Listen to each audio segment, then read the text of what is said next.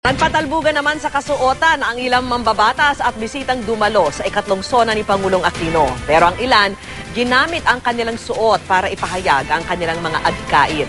Saksi si Lars Santiago. Muli na namang agaw pansin ang ganda ni Ormoc Representative Lucy Torres Gomez sa kulay peach niyang likha ni Randy Ortiz. Si Ortiz din ang lumikha ng barong ng asawa niyang si Richard Gomez na umescort sa kanya sa red carpet. Si Senadora Loren Legarda, lumang telang pinyang ipinatahi na tinernuhan ng minanang accessories katulad ng hikaw ng ina, singsing ng kanyang lola at sinturong galing sa mga taga Mindanao. I wanted to make a statement that yung mga luma, yung mga atin, sariling atin ay maaring maging elegante, simple at maganda. Muslim-inspired naman ang damit ni Cavite Representative Lani Mercado Revilla na likha ni Rahul Laurel mula sa telang bigay ng kaibigang taga Mindanao.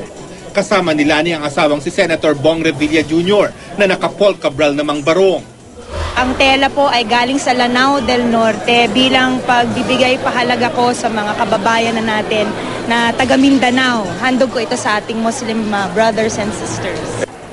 Puno naman ang kumikinang nabato ang headdress at gown ni Silu Representative Lady Ann Sahidula na may katerno pang solid white gold na hikaw at kwintas. Pareho namang black and green ang kulay ng suot ni San Jose del Monte Representative Arthur Robes at ng asawa niyang si Rida. Gusto lang namin ipaalam na talagang ang aming programa ay more on environment. Sa mga lalaki na naigang mga barong na pinya tulad ng kinadating Pangulong Joseph Estrada, Senator Jinggoy Estrada at Navotas Representative Toby Chanco. Pero stand out ang barong ni Representative Teddy Casino na may mga katagang presyo ibaba at ni Representative Nery Colmenares na may nakasulat na free all political prisoners.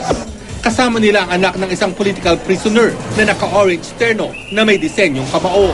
Ito pong ating barong ay talagang pinasadya natin para ipahayag yung mga karaniwang hinaing ng ating mga kababayan kaugnay ng napakataas na presyo ng mga bilihin lalo na kuryente, langis. Si Cagayan de Oro Representative Benjo Benaldo, sinamahan naman ni Brazilian model Diana Meneses.